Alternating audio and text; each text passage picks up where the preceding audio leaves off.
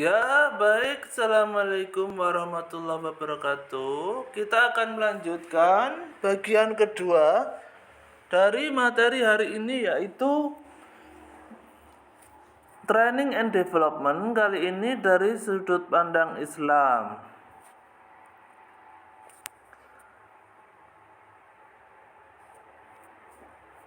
Ya, ini saya ambilkan dari beberapa buku. Islamic Continuous Improvement atau ini ya maksudnya ya, bahwasanya Islam itu mengajarkan bahwa seperti diungkapkan oleh Rasulullah, hari ini harus lebih baik daripada kemarin, dan besok harus lebih baik daripada hari ini. Jadi kita harus selalu berusaha untuk menjadi lebih baik dari hari ke hari. Nah, kalau di dalam Islam, dalam perusahaan yang Islami, kurikulum dari training dan development kurang lebih isinya adalah seperti di bawah ini. Yang pertama adalah tauhid. Tauhid itu adalah menuhankan Allah atau mengucapkan la ilaha illallah dan menghayatinya ya. Jadi la ilaha illallah itu kan tiada Tuhan selain Allah, di mana ilah itu Tuhan itu bisa berarti macam-macam kan begitu ya. Bisa orang itu bisa menuhankan berhala, tapi bisa juga menuhankan kehidupan dunia. Bisa juga menuhankan nafsunya. Bisa juga menuhankan egonya, menuhankan ambisinya. Nah, itu semua kita kembalikan kepada Allah, yaitu dengan mempelajari tauhid yang sesungguhnya. Kemudian mempelajari iman, ada arkanul iman, ada 6 kan begitu ya. Percaya kepada Allah, Rasulnya, malaikat-malaikatnya, kitab-kitabnya, hari akhir, kemudian percaya juga kepada qada dan qadar, takdir baik dan takdir buruk. Ma'rifatullah itu adalah mengetahui Allah. Paling tidak kita mengetahui 99 Asmaul Husna. Kemudian ada sifat-sifat Allah, wujud, qidam, baqa, mukhalafatul hawadisi dan seterusnya. Itu dipelajari. Kemudian ada ma'rifatul Rasul, mempelajari sifat-sifat kenabian. Kemudian ma'rifatul Islam, minimal kita mengetahui rukun Islam lah ya, syahadat, sholat, zakat, puasa, haji, kan begitu. Kemudian akhlakul karimah, bagaimana orang Islam yang baik itu mengutamakan akhlak. Bahkan Rasulullah kan juga diutus innama bu'istu liutamima makarimal akhlak begitu ya. Jadi diutus untuk menyempurnakan akhlak yang baik. Selanjutnya ukhuwah Islamiyah, bagaimana kita memperbaiki hubungan dengan sesama orang Islam, bahwasanya Rasulullah mengajarkan tidak boleh bermusuhan dengan sesama muslim lebih dari 3 hari, tidak halal ya. Tidak boleh mendiamkan saudaranya sesama muslim lebih dari 3 hari. Jadi harus ukhuwah Islamnya harus terjaga. Kemudian baru belajar fikih muamalah kan begitu ya. Hukum-hukum syariah tentang transaksi dan jual beli.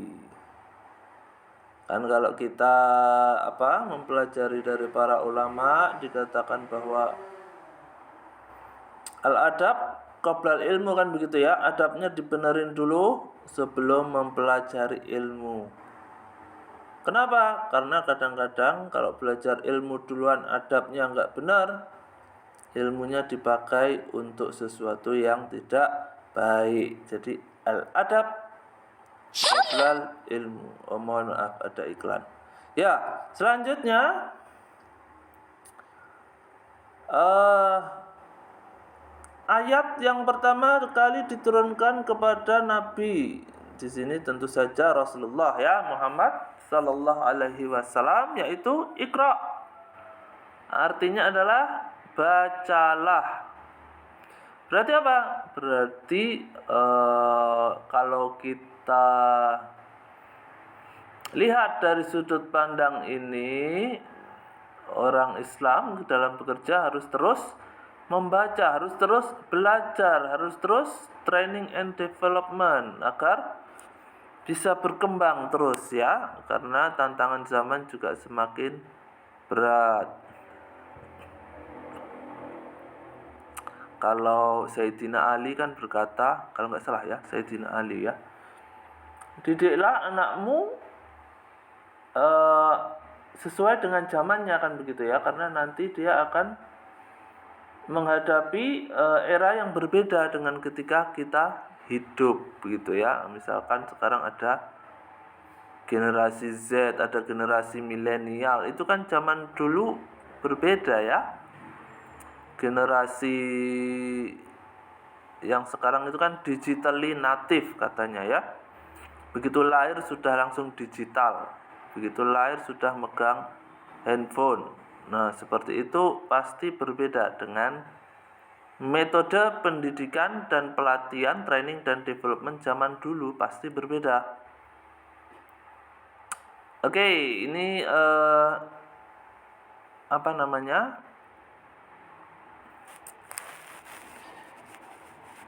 Para nabi, kemampuan para nabi sebelum Rasulullah ya. Nabi Adam itu dikaruniai Allah oleh nama-nama, pengetahuan tentang nama-nama, al-asma kullaha. Jadi kelihatannya sepele ya, tetapi kalau orang barat luar biasa ya. Kalau kalian tahu ini apa namanya, ini sering saya sampaikan sih, mungkin juga sudah pernah saya sampaikan ya. Nama Latin itu binomial nomenklatur. Nah, jadi yang pertama kali kita pelajari tentu adalah nama. Coba kalian bayangkan kalau kita melihat segala sesuatu itu enggak ada namanya ya, pasti bingung ya. Ini enggak ada namanya, ini enggak ada namanya. Nah, bahkan kalau orang barat, karena mereka tahu bahwa memberi nama itu sangat penting, sampai mobilnya dikasih nama, hewan peliharaannya dikasih nama, seperti itu ya. Padahal hewan itu kalau kita lihat wajahnya sama semua, tidak bisa membedakan. Nah, itu Nabi Adam. Nabi Nuh diberi kemampuan oleh Allah membangun, punya kemampuan konstruktif ya. Kalau zaman sekarang sudah jadi insinyur beliau ini ya, bikin kapal. Nah, Nabi Yusuf itu pengetahuan pertaniannya ya, agronomi. Ketika kisah beliau ini ya, memecahkan mimpi raja itu ya, coba baca ceritanya itu ya, Nabi Yusuf. Kemudian Nabi Daud metalurgi, metal. Beliau ahli membuat baju besi untuk perang, body armor ya, luar biasa. Nabi Musa itu dikaruniai fisik yang kuat. Nah, kalau anak-anak zaman sekarang kan tontonannya itu ya, anak saya ya, zaman saya dulu belum ada. Ada kartun judulnya One Punch Man, sekali pukul musuhnya kalah semua. Itu saya lupa itu namanya siapa itu ya, tokohnya itu ya. Kartun orangnya botak, punya kekuatan super. Nah, Nabi Musa dulu juga begitu. Atau jangan-jangan kartun ini terinspirasi dari Nabi Musa ya. Nabi Musa itu kan di kisahnya di dalam Al-Quran itu, sekali tonjok itu musuhnya langsung meninggal dunia ya. Itu Nabi Musa. Sahih Muslim nomor 2664. Orang beriman yang kuat itu lebih baik dan lebih dicintai Allah daripada yang lemah. Dan ada kebaikan pada setiap orang, tetapi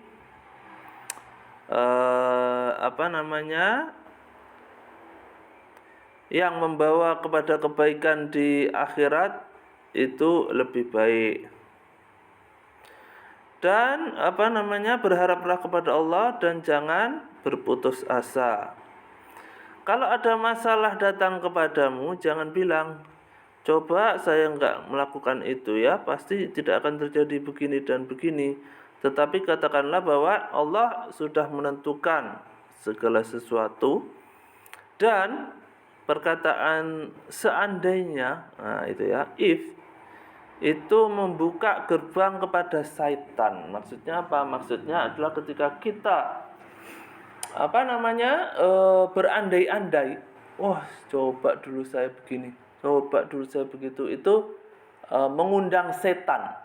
Jadi setan akan bermain di pikiran kita dan mengatakan bahwasanya, iya coba kamu begini dulu, coba kamu begitu. Nah, membuat kita menyesali keadaan. Padahal bagi seorang muslim yang taat, kita mempercayai bahwasanya segala sesuatu sudah diatur oleh Allah dan tertulis di Lauhul Mahfuz, kan begitu ya. Bahkan sehelai daun yang gugur dari pohon itu sudah tertulis ya. Artinya apa? Artinya kalau di dalam Al-Quran kan dikatakan juga bahwasanya orang beriman itu la khaufun alaihim walahum yahzanun, tidak takut dan tidak bersedih hati. Kalau ada sesuatu yang hilang, sesuatu yang luput, dapat musibah, bersabar karena tahu bahwa itu semua kehendak Allah juga. Kalau kita mendapatkan sesuatu yang kenikmatan, kesuksesan, kebahagiaan, bersyukur dan tidak takabur karena kita tahu bahwa semua itu juga karunia dari Allah. Luar biasa lah ya. Nah, cuma untuk bisa sampai ke tahap itu memang sulit. Kadang-kadang kita berat begitu ya.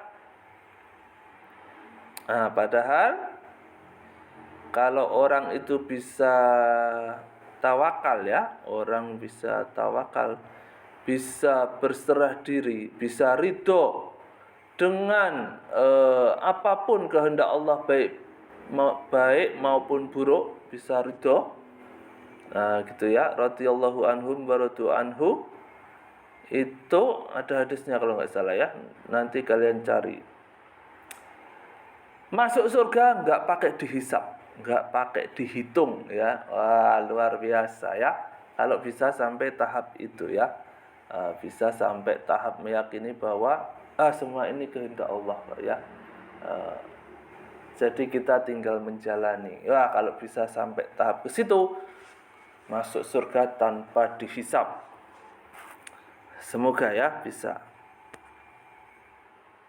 Menurut Hasan ada 3 dimensi untuk meningkatkan kualitas sumber daya manusia, yaitu personalitas, produktivitas, kemudian kreativitasnya. Kalau menurut Iqbal, untuk bisa menjadi insan yang kamil, yang pertama harus taat hukum, yang kedua adalah menguasai diri. Ya, menguasai diri. Kenapa taat hukum dan menguasai diri dipisah? Karena kadang-kadang tidak semua itu masuk dalam hukum ya. Misalkan apa ya?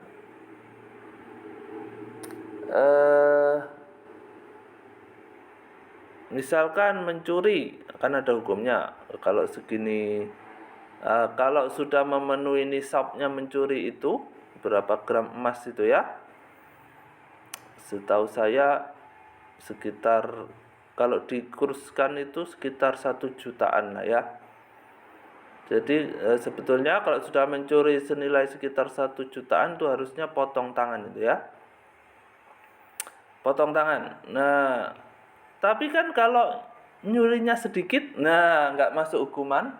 Nah itu berarti harus ada self control, harus bisa menguasai diri untuk menjaga diri dari hal-hal yang tercela. Selanjutnya adalah divine caliphate. Ini kalau bahasa Indonesianya itu adalah kekhalifahan ilahiyah. Jadi menjadi pemimpin dengan petunjuk dari Allah, begitu ya, dengan berpedoman pada Quran dan hadis. Metode training dan development. Nah, ini ada distance learning, jarak jauh, ada instructor led classroom, kelas yang dipimpin oleh instruktur. Kemudian ada adventure learning. Terus ada lagi metode presentasi, metode audiovisual, metode hands-on. Apa itu metode hands-on? Hands-on ada metode on the job training, ada simulasi, business game, case study, kemudian meniru perilaku seseorang, ada video interaktif, ada juga e-learning. Bagaimana contohnya Rasulullah memberi on the job training? Misalkan Khalid bin Walid, Ali bin Abi Thalib, dan Zaid bin Haritsah pernah ditunjuk sebagai komandan perang, begitu ya. Ini on the job training atau training sekaligus bekerja, latihan sekaligus bekerja. Kemudian Abu Salamah, Utsman bin Affan, Ali bin Abi Thalib juga pernah diangkat sebagai pejabat sementara di kota Madinah ketika Rasulullah sedang keluar kota. Ini juga contoh on the job training. Ya, habis ya. Sumber-sumbernya saya ambil dari bukunya HRD Syariah cetakan Gramedia dan buku Pengelolaan Sumber Daya Insani cetakan Bumi Aksara Publishing. Kalau ada pertanyaan, kita diskusikan di grup WhatsApp. Sekian, terima kasih. Wassalamualaikum warahmatullahi wabarakatuh.